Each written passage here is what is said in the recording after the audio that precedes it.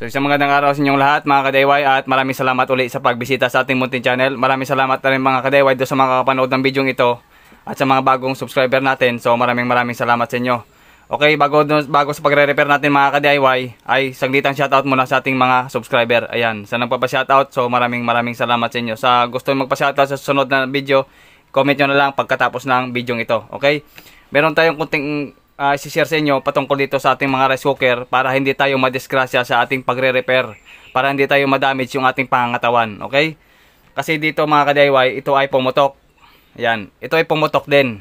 Okay, ito nakatatlong fuse na. Sunod-sunod yung pagpalit niya, hindi pa naluluto yung kanin, namumutok na siya ng fuse. Bakit mga ka-DIY? At nirekta niya, pumutok pa rin. Okay, kaya yan itong rice cooker na ito, ibang may-ari, iba rin ang may-ari nito. Okay, pinagsabay ko lang sa isang video. Okay, yan ayan, putok yung saksakan niya. Okay, ito nirekta na. Okay, mamaya papaliwanag natin ito isa. Okay, tabi lang muna natin to. Ito mga ka-DIY, sa unang sira nito mga ka-DIY ay nasunog yung kanyang yung lagayan ng saksakan ito. Itong terminal niya, itong easy line input. Okay, nasunog yan. Pina-repair niya sa iba. Okay naman, gumana naman. Nung pangalawang sira mga ka-DIY, yung may-ari na mismo ang nag-repair. Kaya ang nangyari mga ka-DIY ito, sunog yung wirings. Yan ayan, pumutok yan. Palatandaan niya na pinagsama yung line 1 at line 2. Pumutok yan, lumabas yung wirings. Sunod-sunod yan, ganyan. Yan sunog. Yan. Dito pa sa ilalim. Ayan sunog. Hanggang dito yan. Sunog. Ayan, sunog. Yan. Lumabas yung wirings. Ayan yan. Paalala dun sa mga nagdi-DIY sa bahay, manood muna kayo ng mga tutorial. Marami sa YouTube na nagtuturo ng mga tutorial na para hindi kayo madamage. Okay, maraming nagtuturo ng mga magagaling din. Kaya manood muna kayo bago kayo gumawa ng isang bagay kung hindi kayo sigurado sa pagre-repair. Okay, kasi kuryente yung paglalaruan mo. Okay, at ang kuryente ay hindi laruan. Okay, buksan muna natin ito mga ka-DIY. So hindi na natin ito sasaksak pa kasi pumutok na. So meron lang namang isang screw dito. Kahit anong uri meron yung screw, tanggalin nyo na lang yung sa hulihan. Okay, kalasin natin to. Okay, kung anong nangyari dito, kung bakit sumabog. Okay, sa unang technician nito mga ka-DIY, ayan zoom na natin konti. Sa unang technician, bali nasunog itong line 1 at line 2 niya. Bali pinalabas niya rito. Okay, good naman yung trabaho niya, good naman yung pagre-repair niya kasi nilabas niya ra dito dahil nasunog ito, walang spare. Dito niya kinabit yung line 1 at yung line 2 dito sa fuse yung una. Okay naman, yung may-ari na mismong nag-repair, yung line 1 ito or line 2 man, pumasok dito sa thermostat. Ito yung thermostat niya, yan thermostat, yan. Thermostat yan. Yung pangalawa din, yung line 2 niya ito, dapat dito yan sa fuse. Hindi napansin ng may-ari dahil mayroon pa yung insulator dito sa loob. Yung insulator wala na. Iwan ko kung saan, doon sa kanya siguro. Ito yung puti na yan, dito yan nakalagay. Ang line 1, halimbawa itong line 1 natin ng puti, dito yan sa fuse, sa thermal fuse niya. Yung line 2 naman, tama itong koneksyon na ito, dito yan sa thermostat. Nga lang ang problema, nung nasira ito, hindi niya nakita na putol pala ito. Kasi dito yan itong side na ito, dito yan ang fuse na yan. Yan, dito yan palagi. Lagi nakatago yan dito sa gilid. Okay, so hindi niya napansin na naputol ito. Yan, ito yung koneksyon na ito, dito yan. Nga lang sinabit niya dito sa thermostat, yan Kaya ang kinalabasan, yung line 1 at line 2 nagsalubong dito. Kaya ibig sabihin, yung line 1 at line 2 na yon, puputok yun kasi pinagsama mo na. Para mo na yung dinikit yung line 1 at line 2 at sinaksak mo. Kaya ang ibig sabihin, putok talaga yan, sunog. Kaya muntik na siyang nasabugan sa muka. Labas yung wirings. Ito, labas din yung wirings niyan. Hanggang dito yan labas yung wirings niyan. Ayan. Tapos dito niya kinabit. Kaya yung thermostat sunog. Ayan. So akala niya dito sa butas na yan ilalagay. Ang problema, dito niya isinabit. Mas malapit na sa butas. Kaya yung pagsaksak niya sunog. Kasi yung line 1 at line 2 na ito, pinagsama niya na yan Direkta yan dito. Diktahin dito. Ayan. So, ibig sabihin, putok yan. Dapat ito, putulin ito, tanggalin. Okay, tanggalin muna natin ito. Kaya kung hindi sigurado sa pagre-repair, maaari kayong magtawag ng mga teknisyan or tumawag ng mga marunong din. Okay? Para hindi kayo ma-damage. Kasi kuryente yung paglalaruan nyo. Dapat ito, dito yan oh, sa fuse. Sa thermal fuse nya dyan. Dyan dapat yan. Okay, dyan yan. So bago doon mga ka-DIY, padaanan muna natin ang tester to kung kaya pa nating ayusin. Ayan. Doon nga pala sa mga nagtatanong sa akin, kung palagi nakakok ang isang rice cooker, ito yun ang problema. Ito. Liyain, may dalawang contact point sa ilalim yan. Ayan o. Ayan o. Lapit natin. Yun o. Yung dalawang yan, liyain nyo. Hindi na masyadong malat makita. Ayan o. Yung dalawang contact na yan, ito. Liyain nyo ng liya. Tapos, i-adjust nyo dito sa itaas. I-adjust nyo dito. Okay, may adjustan yan para hindi sila magdikit. Kasi pag nagdumikit yan, minsan kasi nalulutong ito. Itong plate na ito, nalulutong ito. Kaya nagkakaroon ng dikit dito. Dumidikit. Kaya yung laging cook. Laging cook dito. Hindi mo pa na ibababa. Sinalangan mo na ng kanin, nakakook na siya. Hanggang sa maluto yun, nakakook yun. So, ibig sabihin, masusunog yung rice cooker mo. Okay? Lalo na kapag nakarekta. Kaya mangrekta mamaya, papaliwanag natin dito sa isa. Okay? Yan, kapag lagi nakakok, ibig sabihin, may problema itong contact point niya. Kaya i-adjust nyo dito sa itaas. Kailangan bumalik siya sa warm. Warm muna siya, palagi siya naka-warm. Yan, ito yung problema niyan. Sa pagpapalit naman ito, kasi ito lumulutong ito. Lumulutong ito mga ka-DIY. Kasi meron niyang naka-indicate dito na ampere sa itaas. Dito naka-ukit yan. Dito naka-ukit yan sa itaas ng thermostat. Yan, naka-ukit yan dito kasi ito kalawangin na. Kiskisan nyo na lang ng brush para makita. Kaya hindi ko na kiniskis. Meron yan na naka-ukit dito kung ilang ampere siya. Kung ilang A, 15A, nakasulat yung 15A. 15A, ibig sabihin 15 ampere. Yun ay ipapalit nyo na ganito, thermostat. Okay? Available yan sa Shopee at saka sa Lazada. Kung wala kayong mga malapitan o na mga pinakamalapit na mga electronic shop, doon na kayo bumili ng mga pyesa. Okay? So, tester muna natin itong heating element niya. Itong dalawang paa. Itong dalawang paa ito. I-tester natin yan kung good condition pa yung filament or heating element. Itong dalawang ito. Okay? So, then padaan na itong katawan kung grounded. Okay, kasi nakadaan ng putok, baka na-damage na rin pati itong heating element niya, hindi ko pa alam. Okay? Set mo lang sa times 10. Okay? So, kailangan may continuity ito. Itong dalawang ito. Okay? Ito yan o. Lagi nyo tatandaan. Itong dalawang ito. Pwede kayo magrekta dyan. Walang problema yung mga wirings. Huwag nyong tingnan. Importante pumalo siya. Okay? Nakaset tayo sa times 10. Ayan, naka times 10 tayo. Okay, pumalo naman siya around 10 ohms. Or 100 ohms. Kasi naka times 10 tayo. Pero okay na yung palo na yan na 10. 10 ohms, okay na yan. 10 ohms or nasa 5 ohms. Okay na yung mga palong ganyan. Pero yung mga palo na mga ganito, na dito siya sa 50, may kung alanganin yan o 100. Dito yung mga palo na yan na pag ganun yung palo niya, kukunti lang yung deflection. Ibig sabihin nun, may problema yung heater. Umiinit kasaw, hindi gaano yung init niya. Ito yung problema nun. Itong deflection na pag ganun. Okay, itong 100 minsan 50. Yung mga alanganing init, umiinit kaso hindi gaanong init. Yan yung mga deflect niya dito. Or sira rin yung mga ganito kapag walang deflection. Sira din yun. Yung mga good na mga ganito, yung mga palo niyan around 10, around 5 ohms. Yan yung mga palo na mga good condition sa isang heating element. Yan. Then padaanan natin ang groundings dito. Iset mo natin sa pinakamataas. Gamitin natin yung mataas na groundings niya. Itong times 10K. Okay? Times 10K. Heating element. Then padaanan natin ang tester dito sa katawan. Okay? Kailangan walang palo yan dito sa body ground. Okay? Yan dito. Kuskus na natin yan. Kailangan walang palo. Kailangan walang palo. Okay? Yung walang palo. Lipat natin sa kabila dito. Yan. Wala nang palo din. walang grounding sa katawan. So, ibig sabihin, wala. Okay? Walang deflection ng tester. Ibig sabihin good yung heater na ito. Kasi ang palo niya ay around 10 or around 5 ohms. Yan, mga good condition yan, mga ano. Pero yung mga palo hanggang dito sagad sa 0, tapos naka times 10 ka, ibig sabihin yun medyo questionable yun. Okay? Questionable yung mga ganun. Okay? So, ibig sabihin okay pa yung heating element niya. So, gagawin natin mga ka-DIY, gagana pa ito. Ito.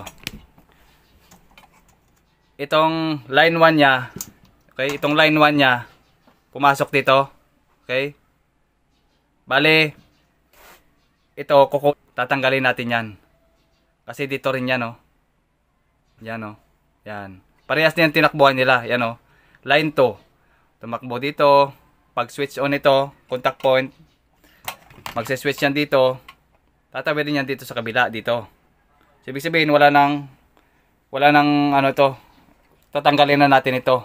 Okay? Tatanggalin na natin ito. Tapos ito, hindi na natin gagamitin.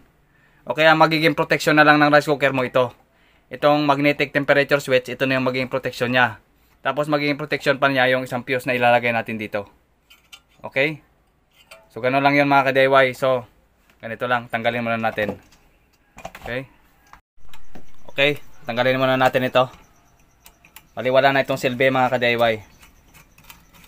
Okay, dahil wala nang silbi itong ano, pumutok na ito, wala na. So, bibili pa naman ako sa online nito. Yung matagal-tagal pa na antayin. Pero pwedeng ibalik ito sa dati. Pwede natin ibalik sa normal. Okay, kunin na natin ito. Okay. Tanggalin na natin to. Sa pagtatanggal pa lang ito mga ka-DIY, baka mabalian kayo. Okay, lagyan niyo ng long nose dito sa itaas, tapos saka tanggalin, okay? So yan, lagyan natin ng pangontra para hindi mabali. Ayun. Huwag putulin kasi pwede pa natin ibalik yan kung sakaling meron tayong pamalit na mga thermostat. Okay? Ayun. Tanggalin na natin 'to isa na ito na pumunta dito sa thermostat, okay? Okay, pitan natin. Then, kukuha tayo ng isang thermal fuse. So, ito mga ka-DIY, ang ano niya, nasa 10 ampere lang siya, okay? Nasa 10 amps, tapos 160. Okay, yan ba? Ayan. Okay. Ito yung pamalit natin. Tayo ng fuse. Ito yung pamalit natin. Okay, tabi muna natin. Yan. Bale yung tataasan ko yung ano niya, ampere. Tataasan ko yung ampere niya. Then tataasan ko rin yung Celsius na. Nasa 192 yung ilalagay ko. Tapos 15 amps na siya.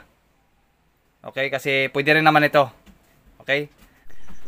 So itali lang natin dito. Ang fuse kasi pwede yan, baliktaran lang naman yung thermal fuse. Wala namang polarity yan. Pwede yung baliktaran. Okay? Yun. Okay. Tali lang natin. Ako mga ka-DIY, hindi ko na ito hinihinang. Mas magandang itali lang siya. Para sa akin. Nasa sa inyo yan. Okay.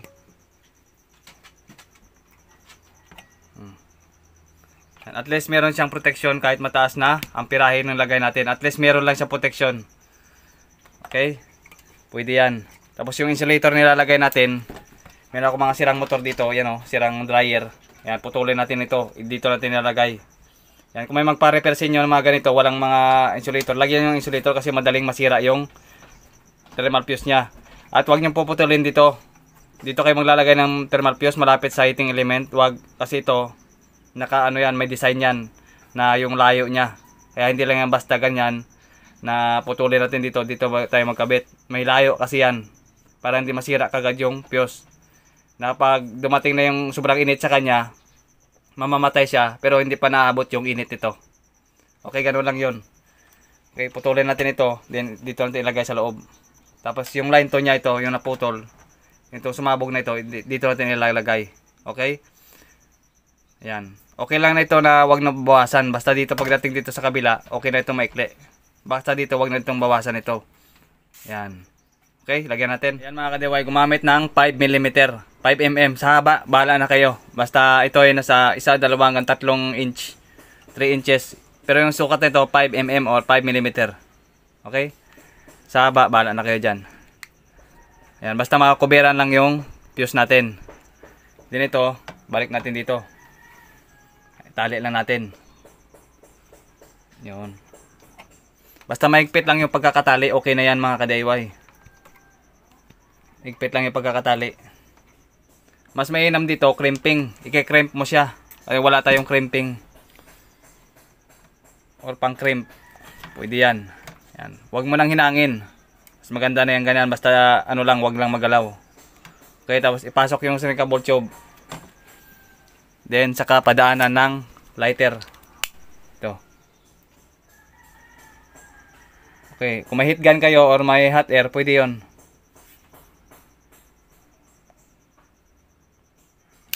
Ngayon, malinis na siya. So, shrinkable tube. Siya nagtanong sa akin ito, shrinkable tube po. Marami nito sa Shopee, sa online. Sa online ako tumitira. Bumibili kasi napakamahal yung pisa dito sa Boracay. Halos ginto yung mga pisa dito. Kaya mamahal din yung mga repair dito sa amin, mga ka-DIY. Kasi isla nga, tatawid ka pa ng isla, saka ka makabili ng pisa. Kaya sobrang mahal. At saka presyong foreigner. Okay, tanggalin natin itong line 1 line to dahil sabog na ito. Okay. Putulin itong line 1. Putulin itong line to. Panibago naman tayo. Ayan na. Okay, mga ka-DIY, ipasok na natin dito yung insulator para sa init. Okay. Yung doon sa nakuha natin sa dryer kanina na motor. Okay, kung walang ganito or nawala, pwede yan. Okay, pistolan natin na maayos, then i-clip natin to para hindi gumalaw. Okay, balik natin sa dati yan. Okay. Ayun. Then next na gawin, yung nasunog na ito na AC cord natin, bale ito ay nakasulat ay nakatatak dito yung 10A. Ibig sabihin ng 10A na yan, 10 ampere yan. Okay, 10A, 10 ampere to 50 volts. Yan, ito yung nasunog. Yan o. Yan. Nasunog dahil mali ang connection. So, palitan natin to. Ang papalit din natin, yung 10A din. Or 10 ampere. Ito. Ayan o. 10A. Ibig sabihin 10 ampere din, 250 volts. So, same tone sa original. Nakuha ko rin ito sa rice cooker din. Basta meron 10A, meron kasi nito 6A. O ibig sabihin 6 ampere. Or meron din itong 3. Meron 3A din or 3 ampere. So yung gagamitin mo, ititingnan mo muna yung nakatatak dito. Every time na magpapalit ka ng mga appliances na gumagamit ng matataas na wattage, kagaya ng mga heater, yung mga ganon, okay? Then, meron naman akong ganito. Pero, pwede naman ganito mga ka-DIY. Ayan o. Ayan, kasi lalagyan ko pa ng ganito kung meron akong stock. So wala na pala akong stock na ganito. So ginawa ko, binutasan ko dito sa katawan niya. Ayan o. Tinalian ko siya ng cable tie. Ayan. Then nagbutas ako dito sa gilid para hindi gumalaw yung mga wirings. Ayan. Ayan. Nagbutas ako dito. Ayan. Sa gilid niya. Pwedeng itali yung ganon para hindi lalong gumalaw, para hindi siya gumalaw. Pero okay na to. Yan lang gagawin nyo. Kasi pag mag-DIY ka sa bahay at walang mga ganito, pwedeng dito ka sa katawan magbutas sa ilalim, okay?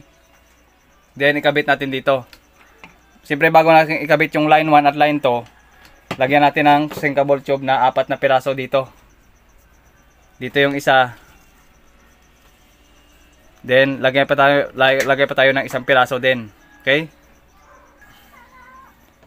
Okay, dito sa kabila maglagay tayo ng isang piraso. Yan. Doon sa pagdugtugtungan ng line 1 at line 2. Yan, tabi muna natin ito isa. Itong isa muna itong gagawin natin. So yan, dito sa kabila natin ilagay. Okay? Itali muna natin diyan. So yan, itali muna natin. Okay? Ito ay sa mga beginner lang naman mga ka-DIY, sa mga nagre-repair sa bahay or nagdi-DIY. Kailangan niyo munang manood ng mga tutorial kagaya ng mga tutorial na kung saan hindi kayo madidisgrasya. Ayan. So, lagay na natin tong shrinkable tube.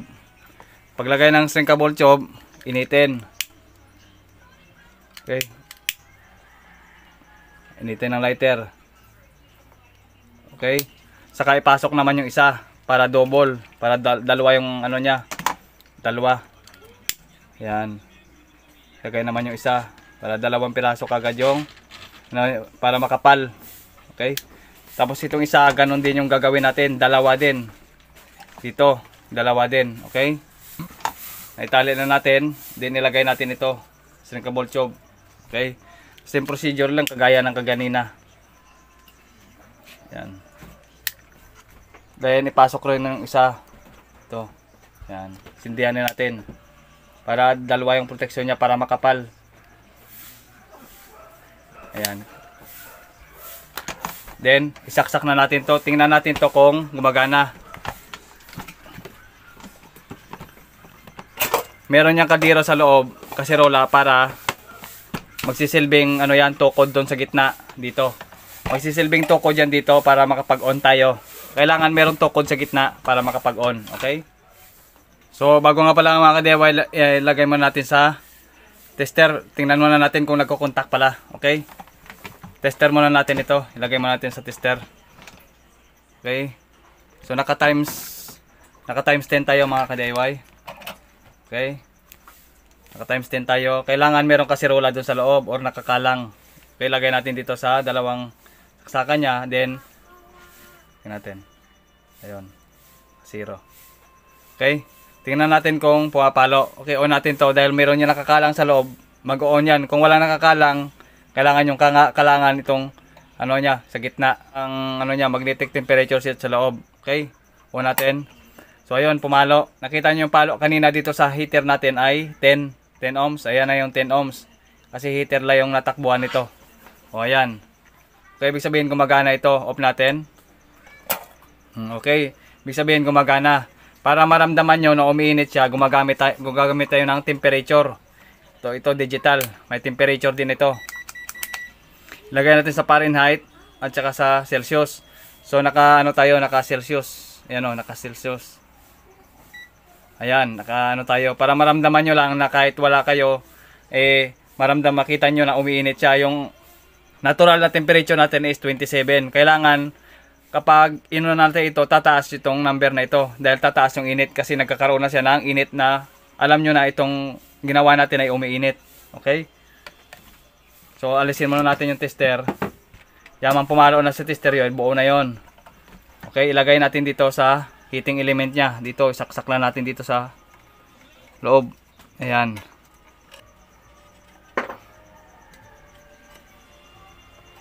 So, yun. Ayan, nakalagay na yung temperature natin. Tingnan natin yan. Okay. Pagmasdan natin yung temperature, isaksak natin. Okay, naka 28 degrees Celsius. Okay, on natin, isaksak natin.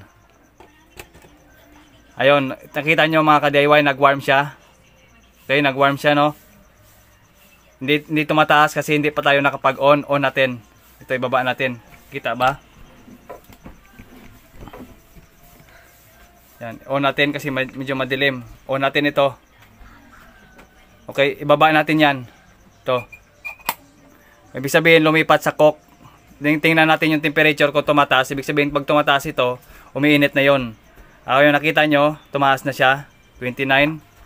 Then, yung 30, 31. Kasi nag-coke na siya. Ibig sabihin tumataas na yung init dun sa loob.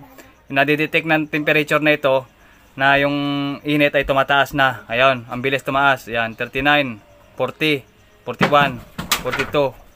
43, yan, 44. Tumataas na siyang init. Ibig sabihin umiinit na yon kahit hindi nyo nararamdaman yung init. Nakikita nyo yung temperature na tumataas. Okay? Yan, umiinit na yan. Sure ball na yan, umiinit. Yan, ganun lang. Okay? Ibig sabihin okay na itong ginawa mo. Then, ganito mga ka-DIY. Okay? Pag malaman mo pa siyang grounded, gamitan mo nito. Pen tester. Okay? Dito mo, tingnan kong grounded. Ayan, 84 na. Ayan o. Dito sa kanyang heating element. Dito. Pwede mo isaksak yan. Yan o. May konti siyang ground. Yun, nakaapak pala ako sa lupa. Ayan, wala na siyang groundings. Dahil pag may ground yan, iilaw ito kapag mayroong grounding, yung heating element. Ganito, gaya nito, dito sa mismong heater niya. Ayan o. Kasi pag may ground itong heating element niya, ayun, 140 na. Kasi kung may ground ito, iilaw ito kagaya ito ng mga saksaka na kapag sinaksak mo, ay iilaw siya. Ayan o, iilaw. Yan, may ilaw. Ibig sabihin yan, grounded. Kapag dito mo tinusok sa katawan yan, ibig sabihin kapag umilaw yan ay grounded. Ayan, hindi umilaw kasi hindi yan grounded. Ibig sabihin yung ginawa mo ay okay na okay. Ayan o, sige pa yung pagtaas na kanyang temperature. 172, yan, mainit na yan o. Bunutin natin. Okay. Off natin to. Ayun, nag-warm na. In-off ko na siya. Ayan. Tatanggalin natin itong temperature niya. Then ito, takpan na natin to kasi okay na yan. Ganun lang. Ilalagay natin na maayos. Yung isa pa, kasi ito okay na. So itong isa mga ka-DIY ay sinabay na natin sa video. So nagpalit na siya dito ng 3 pirasong fuse. Pundi lahat yon mga ka-DIY. So problema nun, kapag ganon, ito na yung problema na mga ka-DIY. Yan o, itong heating element niya. Yan, so pagpalit niya, natama naman na nagpalit siya ng 3 pirasong fuse o ilang fuse man pinalit niya. Importante yung thermal fuse na yon ay palit siya bago niya ginamit ito. Okay?